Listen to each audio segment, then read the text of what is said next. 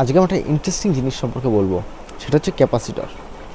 ক্যাপাসিটরটা কেন তো ইন্টারেস্টিং জিনিস? ক্যাপাসিটর, আমি একটা ক্যাপাসিটর খুলে রেখেছি আগে থেকে। দেখো, আমার একটা ছোট্ট ক্যাপাসিটর, সেটাকে খুলেছিলাম। সেটা পজিটিভ নেগেটিভ দুটো দিক ছিল, পোলারাইজ ছিল। একটা ঠ্যাং আর একটা লম্বা কয়েল আর একটা ইনসুলেটর। এই দেখো, এই যে কাগজের পট্টি, এর ভেতরে একটা কয়েল আছে আর এই একটা ঠ্যাং। খুলে দেখাচ্ছি, দাঁড়াও। এই যে কাগজের পট্টি, এটা আমি ছাড়াচ্ছি, আর এই দেখো ভেতরে আর একটা কয়েল, দেখতে পাচ্ছ? তো এই একটা কয়েল, এই কাগজের ইনসুলেটর ব্ল্যাক কালারেরটা, আর এই সেকেন্ডারি কয়েল, সেকেন্ড কয়েলটা, ঠিক আছে? তো এর মধ্যে এটাই রয়েছে।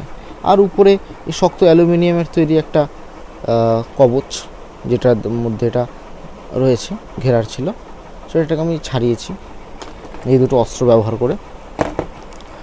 তো ওর মধ্যে এই জিনিসটাই রয়েছে। তো এবারে ইলেকট্রিক্যাল সার্কিটে এর কাজটা কি? দুটো কয়েল আর মাঝখানটা ইনসুলেটর, ব্যাস। এটা কি করে? তো ক্যাপাসিটর দু প্রকার। একটা হচ্ছে পোলারাইজ অর্থ হচ্ছে যেটা আমরা ডিসিতে ব্যবহার করে থাকি। ডিসি আমরা জানি পজিটিভ নেগেটিভ দুটো আলাদা সাইড হয়, তাই তো? একটা পজিটিভ দিক হয়, একটা নেগেটিভ দিক হয়। ব্যাটারি আমরা ব্যবহার করি ছোটোবেলায়, অনেক ব্যাটারিতে গাড়ি চালিয়েছি। মানে গাড়ি ভালো ছিল, খুলে মোটরটা বের করে তারপরে মোটর ঘুরিয়েছি, রাইট? তারপরে এলইডি চালিয়েছি আমরা। তো ডিসিতে একটা পজিটিভ একটা নেগেটিভ দিক হয়। এসিতে এই যে আমাদের লাইট, পাখা, ফ্যান যা চলছে, এগুলো কি এসি, অর্থাৎ এগুলোতে কারেন্টটা, আমাদের ইলেকট্রিক্যাল যে চার্জটা, সেটা একই স্থানে মুভ করে, আগু পিছু হয়। সেকেন্ডে 50 বার বলা হয়, হাফ ফ্রিকোয়েন্সি আর 50। তো যাই হোক, তো এই ক্যাপাসিটার ওরকম দু প্রকার। একটা আমরা এসিতে ইউজ করি, একটা ডিসিতে ইউজ করি। আর একটা পোলারাইজ, মানে যার পোল আছে পজিটিভ নেগেটিভ, একটা নন পোলারাইজ যার কোনো পোল, নির্দিষ্ট পোল নেই। তো এর কাজটা কি? তো এ কিছুক্ষণের জন্য চার্জ ধরে রাখতে পারে, ঠিক আছে? একটা হিউজ অ্যামাউন্ট অফ চার্জ, যে চার্জের যতটা পোটেনশিয়াল ওটা ধরে রাখে, এই প্লেটের মতো ধরে রাখে।